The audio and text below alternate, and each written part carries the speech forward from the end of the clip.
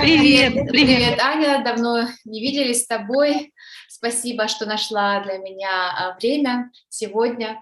Я рада тебя слышать и рада видеть, что ты в полном порядке. Спасибо. Да. Ты сейчас находишься в Киеве, правильно? Да, да, я сейчас в Киеве, да. Да. Да, я хотела записать это видео для моего канала, канал для тех, посвящен для тех, кто изучает русский язык как иностранный, и для тех, кто интересуется темой жизни в Украине, жизнь в России, сейчас последние Мгм, события, это все, конечно, людей мгм, интересует. Поэтому именно я решила с тобой записать такое видео, как бы м, рассказ очевидцев, о жизни в Украине, в частности в Киеве, в военное время. Я считаю, что это видео будет отличной практикой языка для тех, кто изучает язык, для тех, кто тренирует слушание, ну а также будет также информативно для всех людей, которые интересуются рассказами очевидцев. И, возможно, если нас кто-то видит в России, тоже будет для них это интересно, поэтому лучше я решила сделать видео на русском языке, чем на английском. И, конечно же, я мгм. сделаю субтитры, поэтому субтитры будут внизу, нужно просто переключить бегунок, выбрать английский язык, и можно будет смотреть с субтитрами на английском. Сначала я хочу сказать для всех зрителей, что мы друг друга знаем уже почти 20 лет. Да, да, да, да, да. Да, да, Наверное, столько, да. наверное, столько со времен лицея или первого курса университета, вот, наверное, так, Да, да, да, да, да, да, да, да, да, да, да, все верно. да. Мы с тобой родом из Луганской области, обе. Я знаю, ты потом, после университета, ты переехала в Киев. И скажи, пожалуйста, с какого года ты уже живешь в Киеве?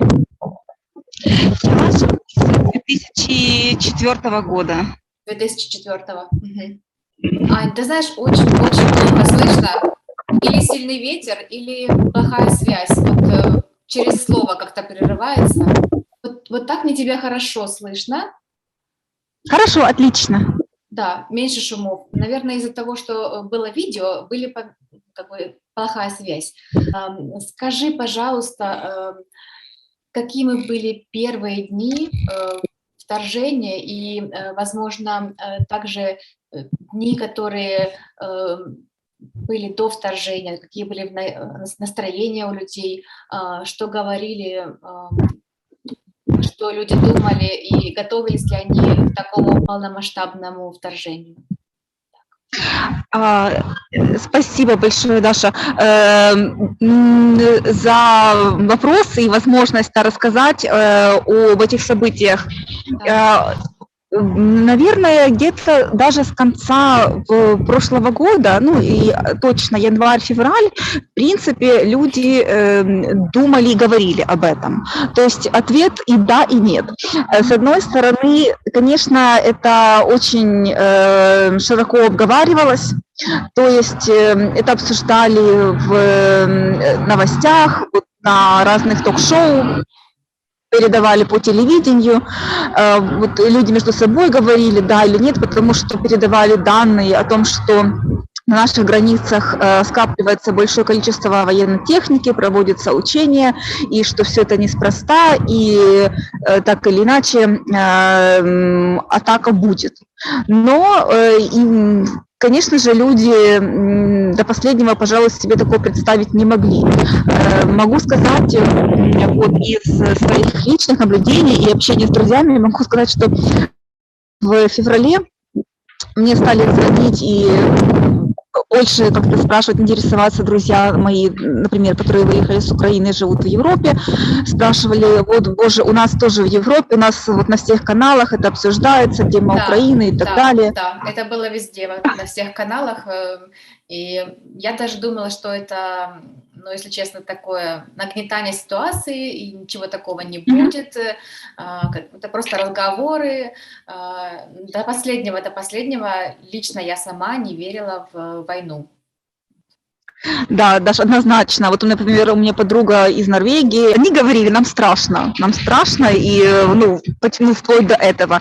Ну, мы, в свою очередь, думали, ну, собственно говоря, мы уже 8 лет в состоянии Да. того, что у нас, да, на территории ведутся военные действия нашей страны, и, ну, конечно же, ну, когда меня спрашивали все-таки, ну, твое мнение, будет или нет полномасштабная война. Ну, до последнего думали, что это просто, ну, представить себе, что это варварство, это дикость, и такое, ну, очень сложно себе какой-то параллельной вселенной, разве что такое возможно.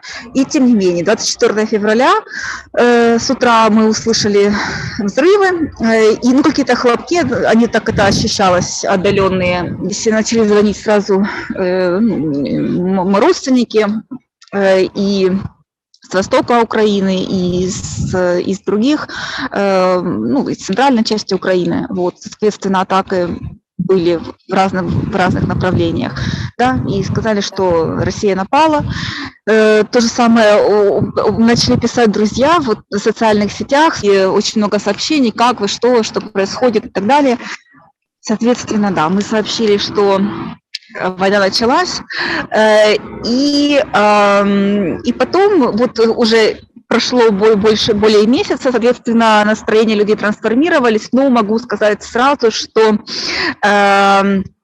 настрой вот украинского и населения, и украинской власти был очень боевой, что нам сразу сказали, вот, и распространялась информация, так или иначе верьте с ЗСУ, Збройні сили України, Вооруженные силы Украины, и да, мы не сдаемся, и хотя ситуация очень непростая, но мы не сдаемся по сей день. Да. Ты знаешь, людям, которые не живут в зоне боевых действий, трудно представить, насколько затрагивает война обычную жизнь. Ты можешь немного вот рассказать о том, как выглядит обычный день обычного жителя Киева? Ходят ли люди на работу? Работают ли магазины, аптеки, кафе, школы, садики? Есть ли вообще люди на улицах, есть ли транспорт? Вот в этом плане, наверное. Было бы интересно многим узнать.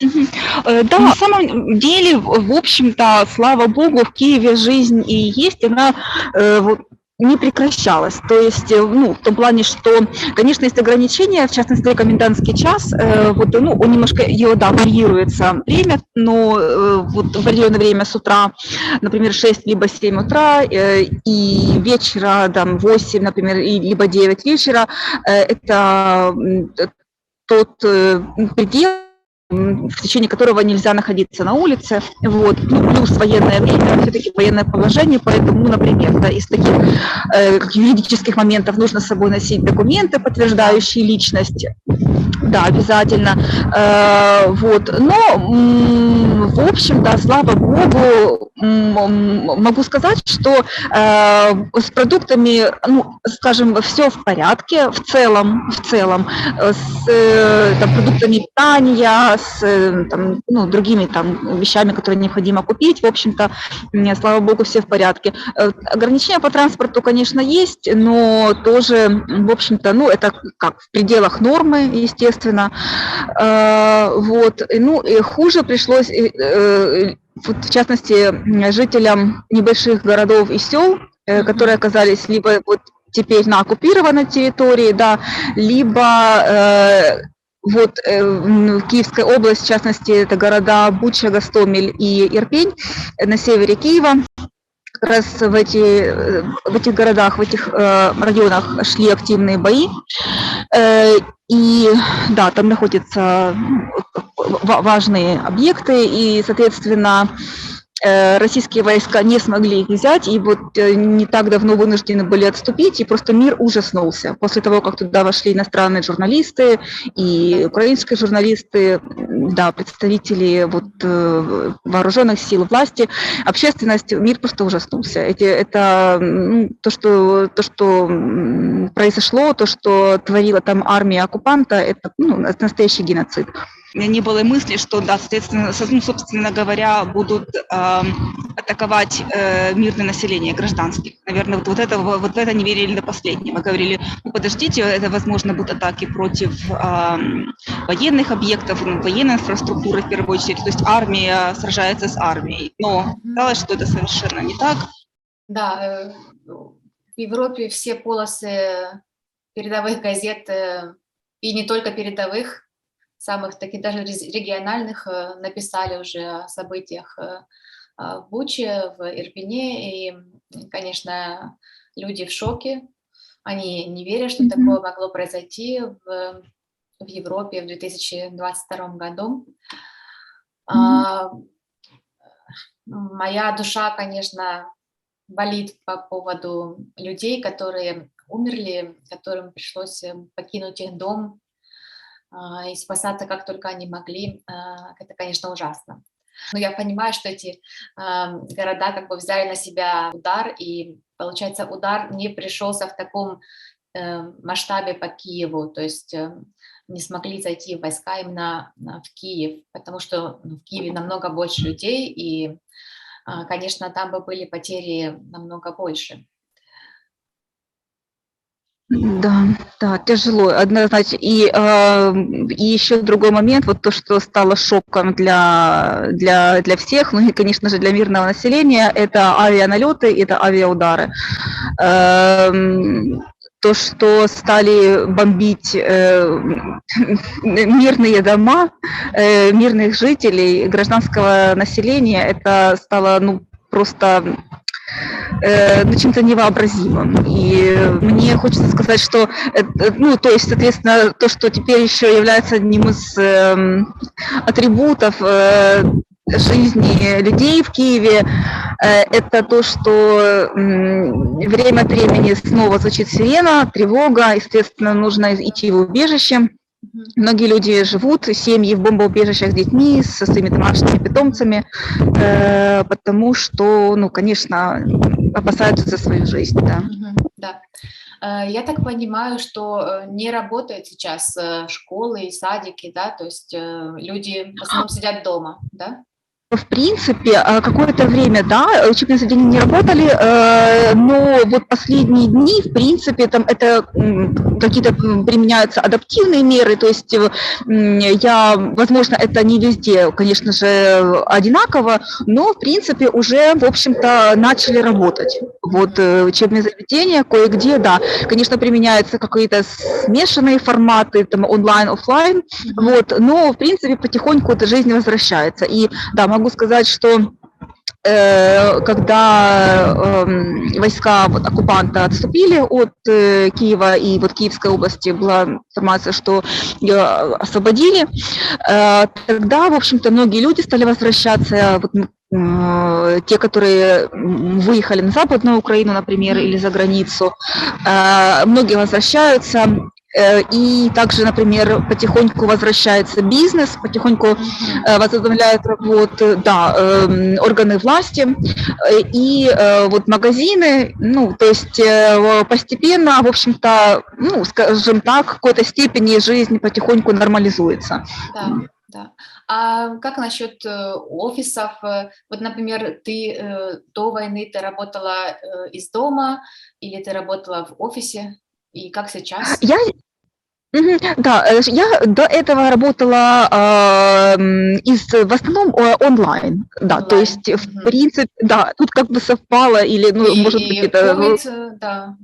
Да, совпадение или нет, но так или иначе, что, скажем так, одна, ну, для нас катастрофа, да, перетекла в другую, или, ну, точнее, как бы соединилась с ней, да, поэтому, в общем-то, как бы до этого пару лет уже тоже жизнь была в какой-то степени, вот, ну, естественно, нарушена, или, скажем так, трансформировались эти форматы работы, да, поэтому в основном работала онлайн, и поэтому, да, сейчас офисы, насколько я знаю, ну, вот, ну, опять-таки, потихоньку где как. Вот, то есть, конечно же, работать необходимо, потому что экономика не может останавливаться, экономика, да, должна быть запущена и продолжать развиваться, вот, поэтому вот вакансии есть, и они заполняются, вот, поэтому, да, в общем-то, потихоньку как, ну, общество возрождается, да.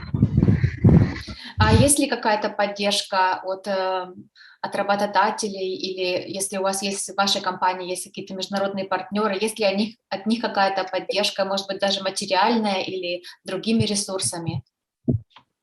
В общем-то, есть. Да, могу сказать, что ну, каждая компания, конечно, по-своему эти вопросы решает, подходит, да. Но есть, например, от государства есть определенные субсидии, ну, в частности, людям, которые потеряли жилье, вот опять-таки говоря о Буче, Гостомеле, Ирпене, вот, ну, где, ну, в частности, из-за попадания либо осколков, либо от авиаударов, бомб, дома были разрушены или там квартиры в многоэтажных домах, поэтому эти все будут отстраиваться, то есть существует государственная программа и есть специальная процедура о том, как документировать эти разрушения и так далее, и потом можно, ну, соответственно, вот, ну, и нужно подавать заявку для того, чтобы жилье снова было восстановлено и так далее. Вот. Ну а до тех пор есть определенные программы государственные определенных выплат таким людям и семьям, которые пострадали.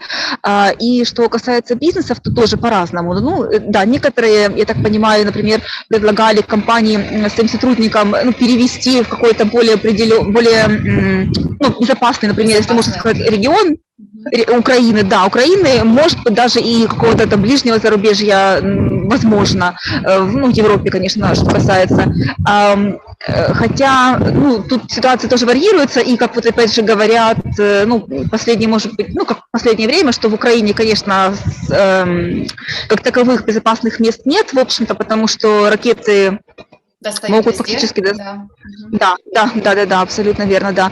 Вот, но тем не менее, вот есть, насколько я знаю, такие варианты помогают работодатели, либо, ну, конечно, люди создают даже вот какие-то инициативы, например, фонды, вот небольшие какие-то благотворительные инициативы, пытаются заниматься фандрейзингом, собирают деньги, и потом, да, либо их там точечно, например, вот я знаю, есть программы, многие инициативы, основанные для поддержки, например, исследователей, ученых в Украине, ну и так далее. Разных групп населения, там студентов, соответственно, там вот разные программы академической мобильности, так называемой, вот, ну, либо просто людям там независимости, какая-то гуманитарная помощь, опять-таки военным, какие-то необходимые вещи, продукты, и, ну и так далее. Да, то есть мы очень-очень благодарны, да, за всю помощь, и вот то, что мир откликнулся на нашу беду.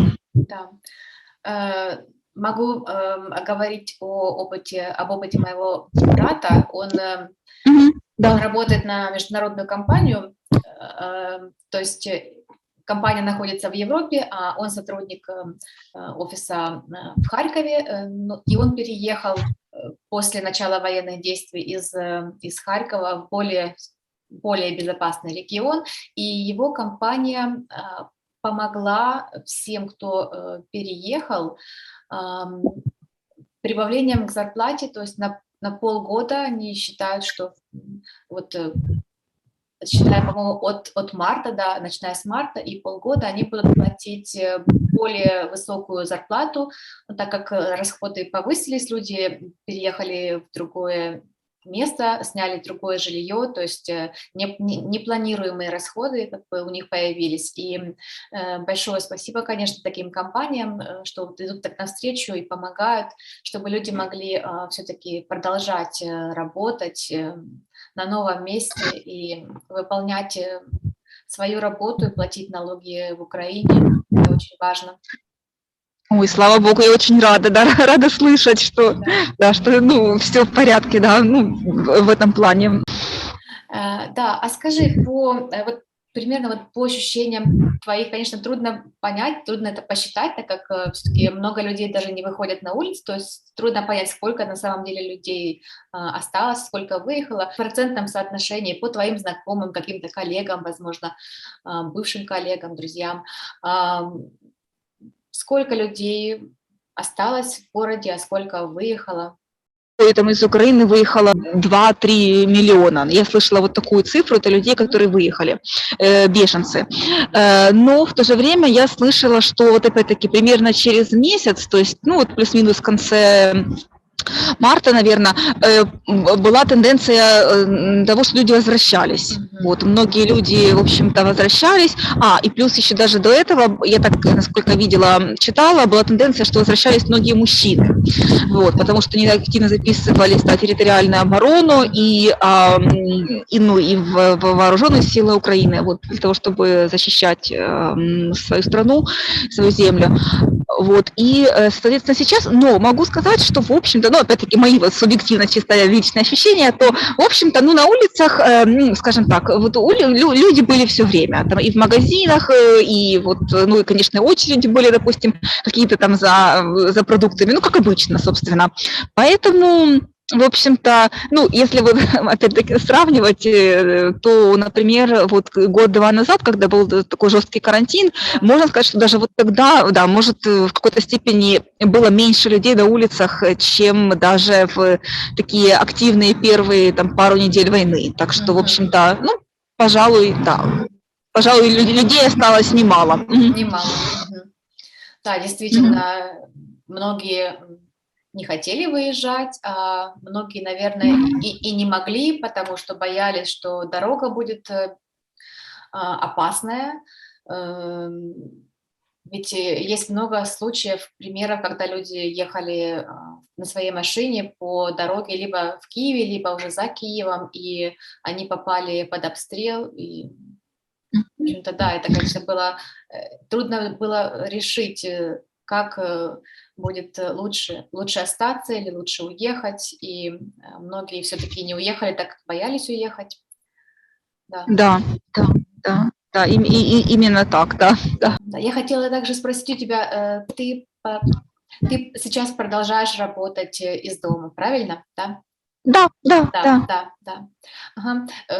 У вас есть интернет, есть свет, есть... В принципе, да, слава богу. Да, в общем-то, есть все коммуникации, да, интернет, свет, то есть, ну, слава богу, ну, если какие-то были перебои, то, ну, это буквально было на таком, скажем, бытовом уровне, там, не более чем, там, ну, скажем, в обычное мирное время, так что, да, ну, слава богу, что, ну, касается меня лично, да, все было в порядке. Все хорошо, да. Это, конечно, невероятно. Современные технологии нам позволяют даже во время войны, в общем-то, продолжать жить, можно сказать, обычной жизнью, да, иметь связь с нашими родственниками, иметь интернет, возможность читать новости, возможность общаться. Вот даже сейчас записывать видео, это очень важно, мне кажется, записать видео именно сейчас, во время войны, когда еще свежие воспоминания, и рассказать людям о том, какая на самом деле жизнь в Украине, в Киеве, в частности, в это время. Потому что, как я уже говорила, это трудно представить для тех, кто не живет во время войны, во время боевых действий в стране, где идет война. И к тому же даже в Украине есть разные регионы. Есть регионы, такие как Киев, где, в принципе, не так сильно затронула их война, а есть регионы, в которых ну, просто какой-то кошмар из фильма ужасов случился. Да, то есть все по-разному. И есть регионы, например, на Западной Украине, где особо не чувствуется войны. Конечно, есть напряжение в обществе, конечно, люди переживают, люди сострадают, люди помогают, волонтерят, но конкретной угрозы их жизни нету, слава богу.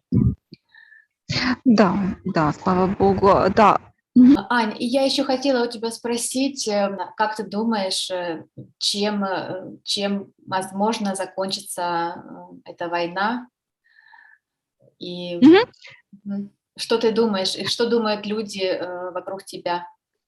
у всех настроение однозначно боевое. То есть только все мы верим только в победу, потому что мы на самом деле знаем то, что эта война касается не только Украины. Это действительно война за демократию, это война за свободу и война за Европу. Не только за Европу, скажем, за весь, то, что называется демократический мир, то есть Да. люди, которые исповедуют, придерживаются гуманистических ценностей в самом широком смысле, то есть свобод и прав человека, свобода слова, говорить то, что ты считаешь нужным. Это, естественно, экономическое развитие, это возможность находить себе союзников, это возможность развиваться так, как наша страна и наше общество считает необходимым. Потому что Украина, это суверенное государство, и, соответственно, в системе суверенных государств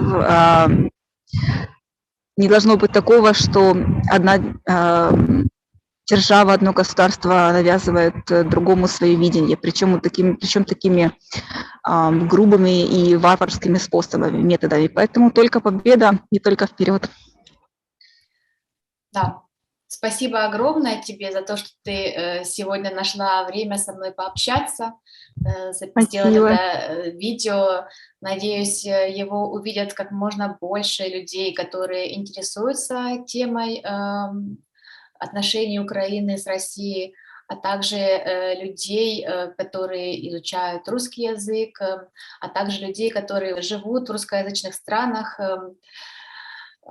Это, я думаю, очень важно, очень интересно было бы им узнать о том, что думают люди, живущие в Украине. Вот от первого лица мы тебя воочию видели, слышали, и я очень рада, что ты в порядке, что у тебя все хорошо. И Спасибо. да, желаю тебе отличного дня. Спасибо. Да. Спасибо огромное. Спасибо огромное. Время. Спасибо за возможность представить и донести голос, и поэтому, как говорим мы, тут сейчас все будет Украина, и слава Украине, героям слава. Слава Украине, да. Что же, мы с тобой тогда прощаемся. Я Спасибо.